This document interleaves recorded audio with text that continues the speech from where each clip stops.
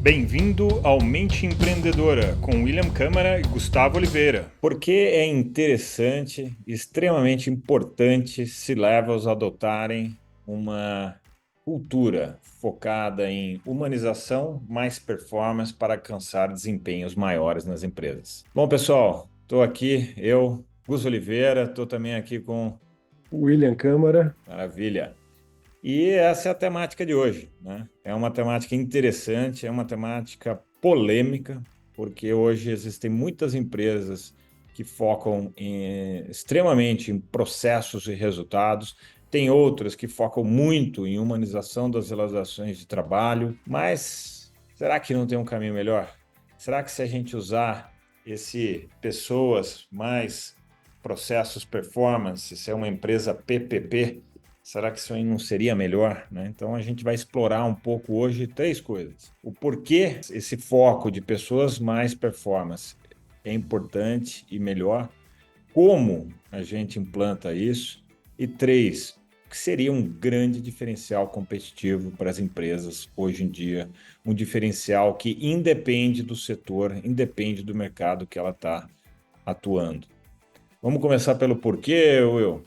Pô, você deu uma contextualização agora há pouco que eu achei muito interessante, onde você citou um trecho do livro do Harari, uma ideia do livro do Harari, onde você traz um pouquinho sobre por que que alguns agrupamentos ele tem um certo limite. Se puder desenvolver um pouquinho daquele assunto, ficou bem legal. Gu. Boa. Em toda a evolução da humanidade, teve um momento que a humanidade passou a ser a espécie dominante. E esse momento foi quando uma revolução cognitiva aconteceu na nossa espécie e a gente passou a contar histórias. A gente passou a criar ficção. E quando eu falo ficção, não é no sentido ruim da palavra, é no seguinte sentido.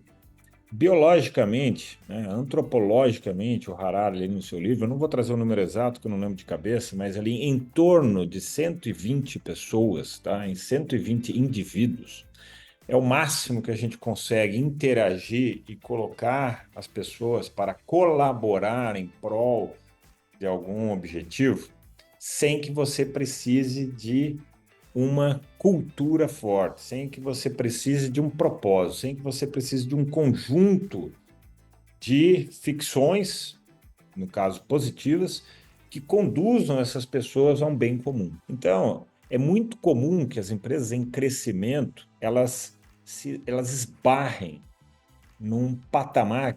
Quando a gente fala 120, é uma ordem de grandeza.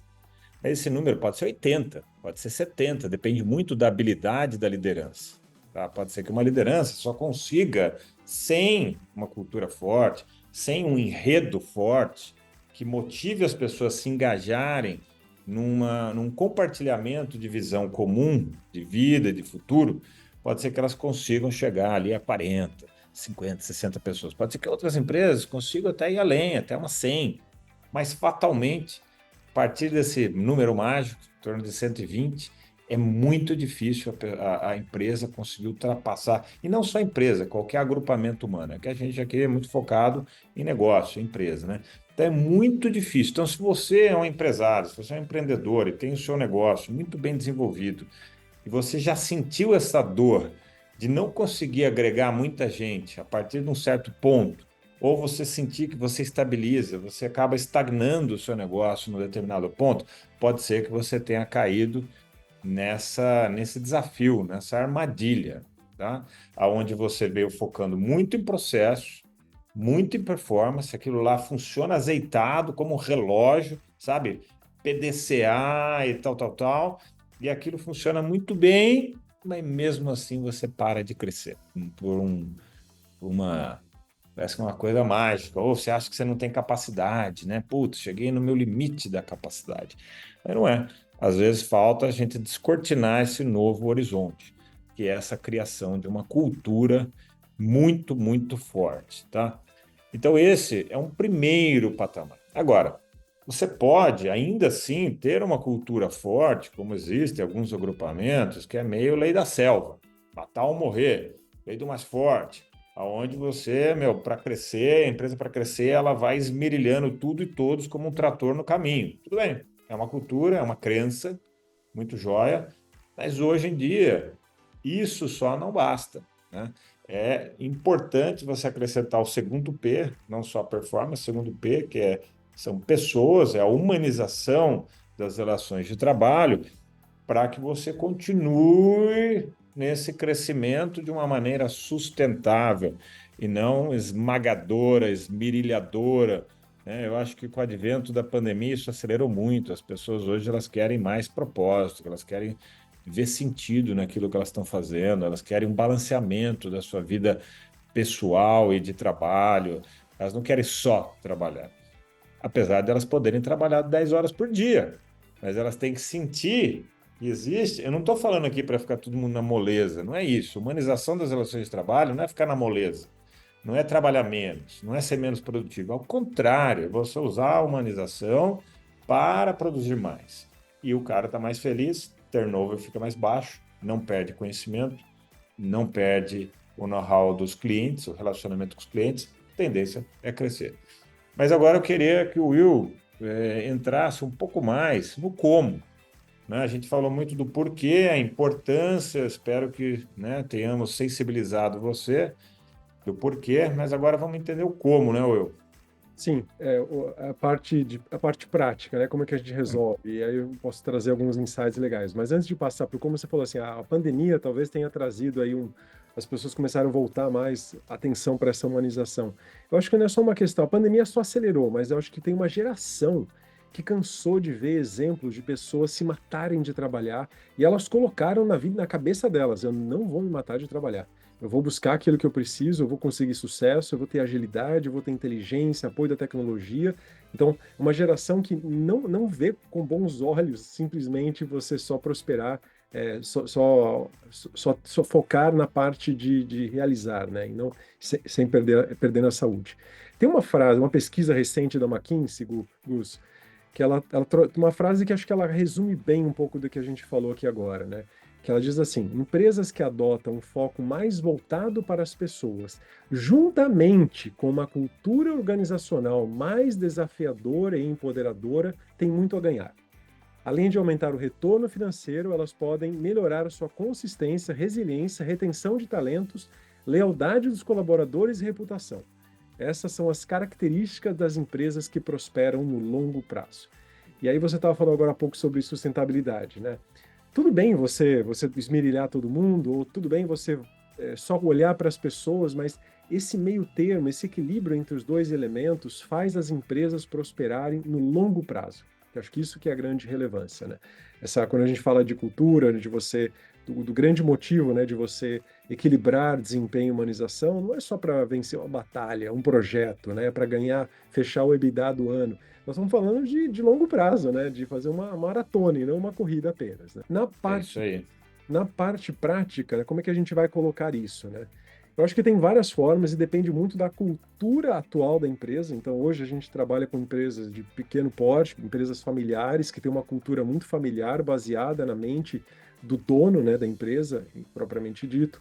A gente trabalha com empresas que já têm uma estruturação, já tem uma diretoria mais estruturada, onde alguém já começou a pavimentar, né, essa via da humanização, então é muito mais fácil da gente colocar o nosso trabalho lá. Mas eu acho que tudo começaria com o como de você conseguir equilibrar isso, começa com uma autorreflexão dos líderes da empresa. Por que que, de alguma forma, se a cabeça do líder não tiver essa visão, entender essas dimensões, porque às vezes um dono de um negócio, ele tem uma dimensão, mas o negócio tem que fazer dinheiro, tem que dar lucro, ponto. Eu acho que ele tem razão, num certo ponto, mas é uma dimensão. E hoje você pode olhar para o negócio com várias dimensões que vão se somando e você tem que equilibrar todos aqueles pratinhos, porque se aquelas não estiverem azeitadas, algum dos pratinhos vai cair. Você vai perder o desempenho, você não vai crescer, como você falou agora há pouco, né? Essas empresas elas batem no teto. Por mais que elas tenham foco de performance, em algum momento elas vão bater no teto. Então, o primeiro passo é essa auto-reflexão sobre a cultura que você tem e aonde que você poderia chegar se você fizesse pequenos ajustes. E aí você pode, de alguma forma, fazer isso internamente mesmo, conversando com os sócios, os diretores, ou até o pessoal de dentro. Isso eu acho que já é um bom começo de entender a cultura atual e de como você pode potencializar os fatores humanos.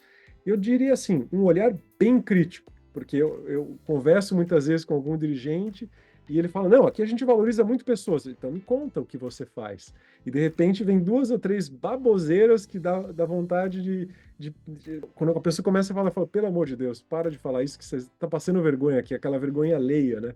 Então É essa... só para dizer que tem, né? É aquela coisa, só para dizer que tem, não é eficaz, nem o cara acredita naquilo, né? Então, se não tiver esse primeiro olhar mais crítico, né, de um equilíbrio verdadeiro, a coisa não funciona. E aí, quando a gente fala de um equilíbrio verdadeiro, não adianta só valorizar a humanização ou só valorizar a performance, tem que ser uma coisa combinada.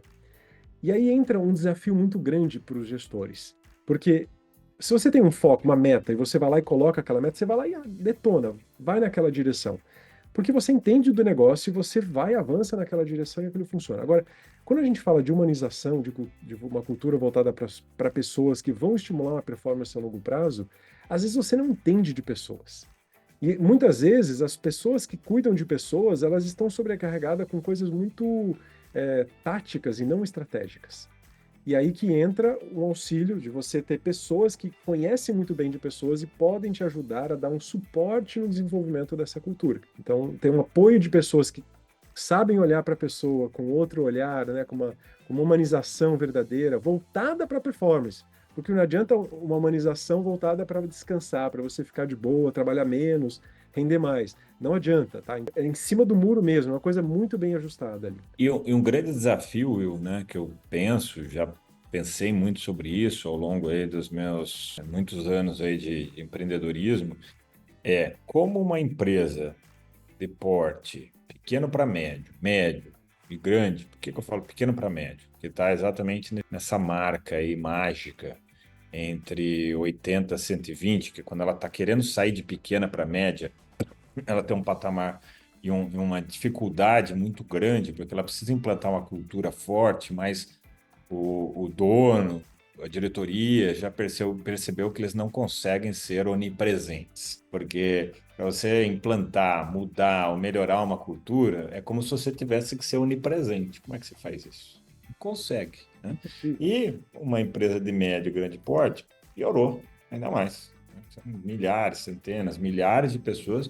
Então é mais complicado ainda quando uma empresa precisa ajustar os ponteiros. Então, vamos imaginar que a gente está aqui, né, tem um espectador aqui nos ouvindo, e ele é o diretor de RH de uma grande empresa, que tem aí 5.000, 10.000 funcionários. E pode ter mais, pode ter menos, enfim, mas só para a gente fazer um exercício aqui, uma elucubração. E ele tem uma missão de humanizar mais as relações de trabalho.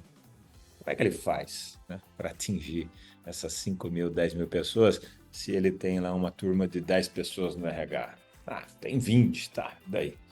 Não vai conseguir, né? Como é que ele vai conseguir isso? Ah, então eu vou dar uma palestra. Joia. Um dia, 2 dias, a turma toda lá fica feliz. Ah, é isso mesmo, humanização, papapá. Passa uma semana e já voltou tudo para trás, né? Eu acho que tem muita gente se sentindo nesse momento frustrante, onde ele precisa conseguir dar uma mexida na liderança, uma mexida na cultura da empresa. E aí, Ju, qual que é a solução para isso daí? A parte da uma palestra ela vai durar um tempo e o líder continua se sentindo desamparado, né? Não vai funcionar. O time vai sentir que a coisa não funciona de alguma forma. Uma solução é o líder. A liderança é um trabalho solitário, que você tem lá liderando muitas pessoas e você não tem como trocar muitas vezes. Você vai trocar com alguém que está do seu par, alguém que está lá te ajudando de alguma forma. Então, uma solução dessa é você ter alguém que entende do processo de liderança, entende como pode te ajudar a desenvolver algumas ferramentas para que você, no dia a dia, torne aquele processo que seria solitário engajante e divertido. Então, não é só desenvolver um líder empático apenas, né?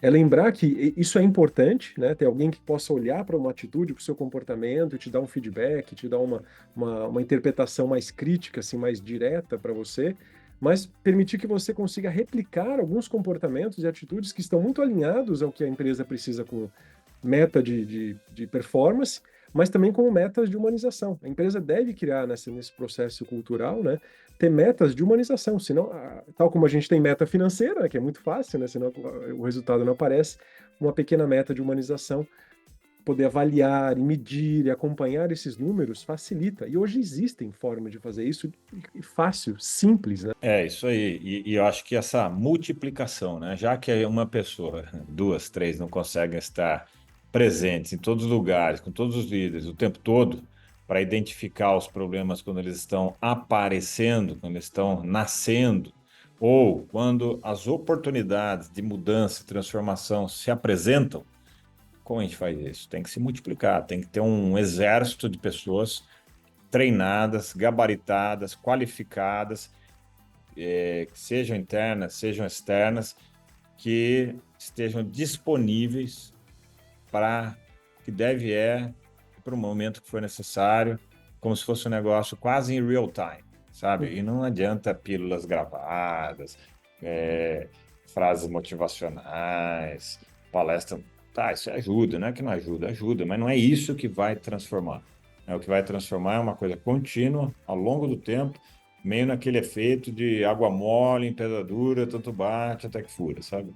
Isso vale para qualquer nível de liderança, sabe, Gus? Ter esses líderes multiplicadores da cultura é um exercício que tem que ser constante. Nós, hoje, a Upskill, com mentorias individuais, a gente atende líderes que estão sendo formados ou que estão começando com equipe e eles não sabem, não conhecem algumas ferramentas, mas a gente atende líderes que já estão com 35 anos numa jornada de liderança.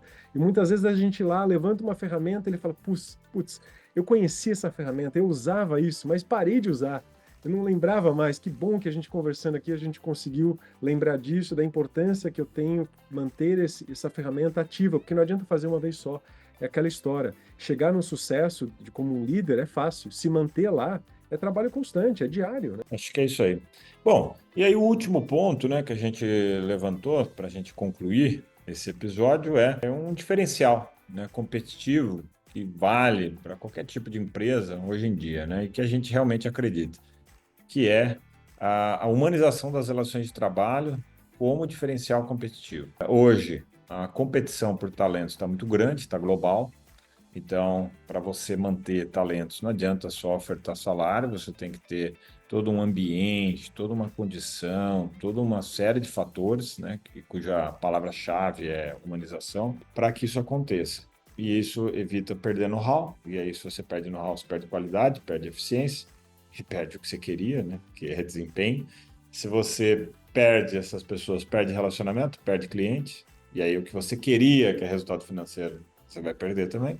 Então, acho que eu vejo que o próximo degrau, o próximo patamar a ser perseguido de diferencial das empresas. Acho que muita empresa já acordou para isso, tem muita empresa querendo, mas não sabe como, e tem muita empresa que está dormindo no ponto. E é uma coisa que não é difícil de colocar em ação, Gus. É pequena energia, você pode não terceirizar, mas você pode ter apoio de pessoas, de empresas que estão habituadas a te ajudar nesse processo, e você não precisa fazer isso sozinho, né? Essa que é o grande diferencial. O empresário, o empreendedor, ele pode focar na competência maior dele e deixar que outras pessoas que têm aí outras competências específicas para ajudar nessa humanização, casando com performance, pode ajudar a tornar isso algo um diferencial competitivo, te ajudar a ter mais clientes, fazer seu negócio prosperar, até a longo prazo aquilo ser visto como um elemento atrativo para pessoas que querem trabalhar com você. É isso. Esse foi o nosso episódio de hoje, então um grande abraço e até a próxima. Até a próxima, pessoal. Esse foi o episódio de hoje. Se você quiser conhecer mais sobre o assunto, sobre todo esse desenvolvimento da mente empreendedora e da mente do líder do futuro, convido você a acessar o meu site gustavooliveira.com.br, que vai te direcionar para todo o trabalho da Upskill e todo o trabalho de desenvolvimento da liderança que a gente faz. Um grande abraço!